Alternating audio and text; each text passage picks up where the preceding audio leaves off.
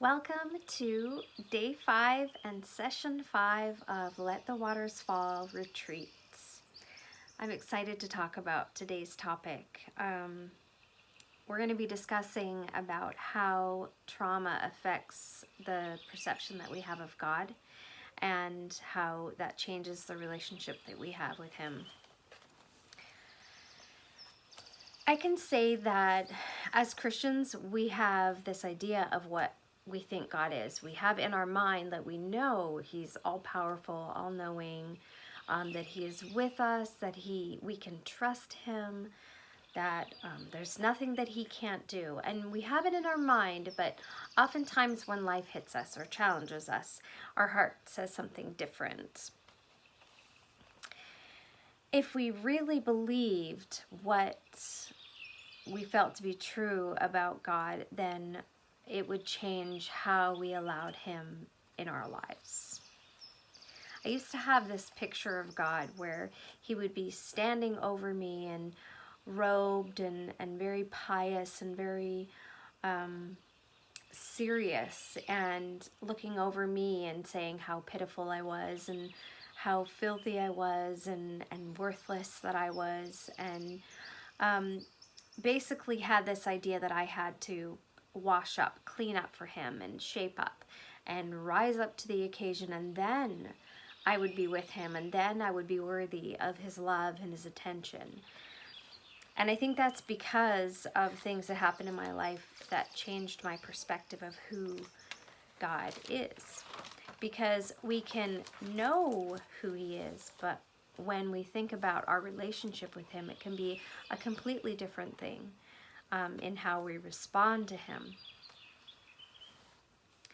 So in this second layer of trauma, the relationship that changes with God, I would say that we decide that He's not safe enough to trust Him. He's not safe enough to give Him every area of our heart. Maybe we'll give Him one area of our life, but we won't give Him this other area. Or we keep compartments of our heart hidden away to say, well, that I'm going to take care of, but everything else God can take care of. In the case of my dad's accident and also in the case of Sonny's death, I believed more than just a lie. I believed an agreement that God doesn't take care of who and what I love.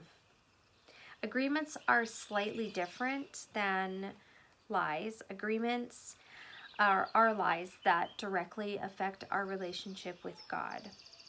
It leads us to more lies, and then our perception of God changes, and our relationship with God changes too. So, for example, because of this agreement that God doesn't care about who I love or what I love, then anytime I wasn't around, I would have fear and worry that something was going to happen. So if it was that my husband was going to do something, or if I had a friend in a situation, or if my children were going to a birthday party, it could be anything. I worried if I wasn't there and if I wasn't taking care of them, then they weren't going to be okay. See, the enemy knows that when we find ourselves in these agreements that we're weak. We're weak to that. And so he sends all kinds of his legions. He sends demons to do the dirty work. These are called foul spirits. And these foul spirits are named fear, worry, anxiety, addiction, disheartenment, hopelessness, worthlessness. Whatever it is that he knows at your weakest moment you'll believe, that's what he sends.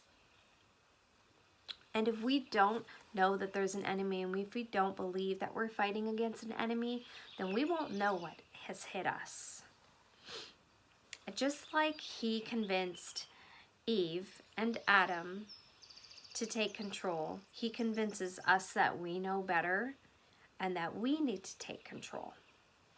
And then we find ourselves spiraling in this web of lies and worry and fear, and we want to make things better, but we don't reach out to God because we don't quite fully trust Him enough to do what we're wanting him to do. So initially I had this perspective of God that he just needed me to clean up the messes, and that once I cleaned up the messes, then he would take over and make sure I was okay. He would comfort me. He would be there for me after I cleaned up. So it's almost as if he's like was scoffing at me and had me, the enemy had me convinced that God wasn't enough and that I had to help him. But I remember the moment when I finally allowed God to show me who he was. It was when my son had just been diagnosed with autism. He was 6 years old, and I was wrestling with the diagnosis, and I wanted to control what he was like. I wanted to make him fit into this box. He used to climb on the back of our couches, and I would want him to sit on the couch and not move, and you know, this boy is meant to move.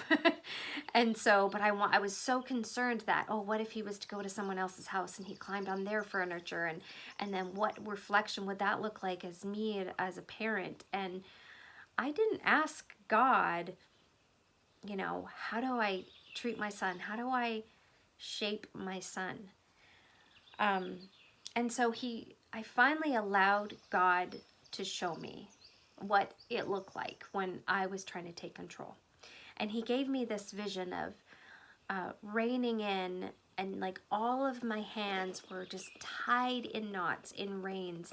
And it was like I was holding back 5 or 6 wild stallions, and I was in pain, and I was sweating, and I was struggling, trying to do this all on my own.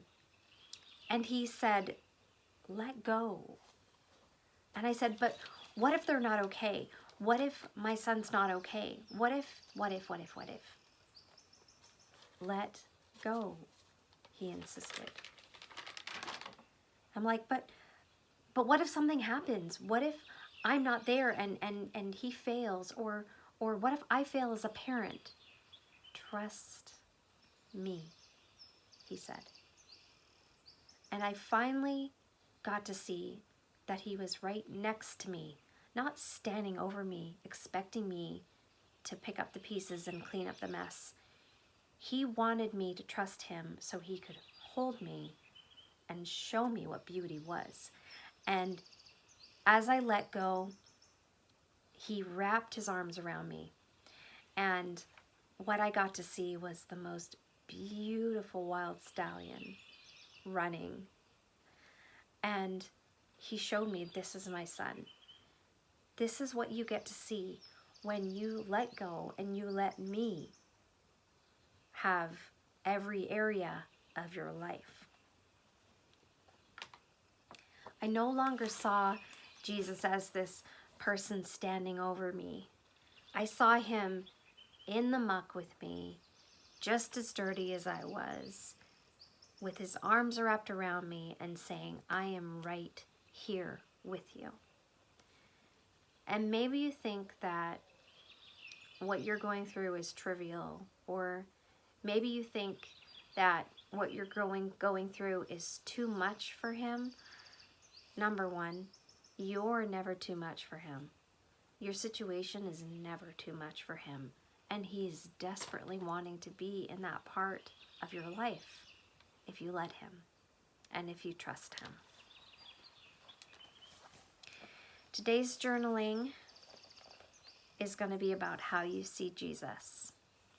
So I want you to ask him and be honest with your heart. What picture comes to mind when you see Jesus? Automatically, what's the picture that you see? Because that's going to give you the perspective of what you think he is in your life. After you ask, how do you see Jesus? I want you to ask, what message have you agreed to that keeps you at arm's length from him? What areas of your heart are you not allowing him to be in? Whether that be because of fear or trust, whether that be because you just think that you're not enough and that you don't deserve that time with him, whatever it is, what areas of your heart are you locking out from Jesus to come in and heal you? And then after you go through that, let him come into it. Let him enter into those places of your heart that you've shut down. And then ask him to show you who he really is in your life. You'll be amazed to see how much God really loves you. He does. He surprises me every day because you are his child and he wants to be your daddy.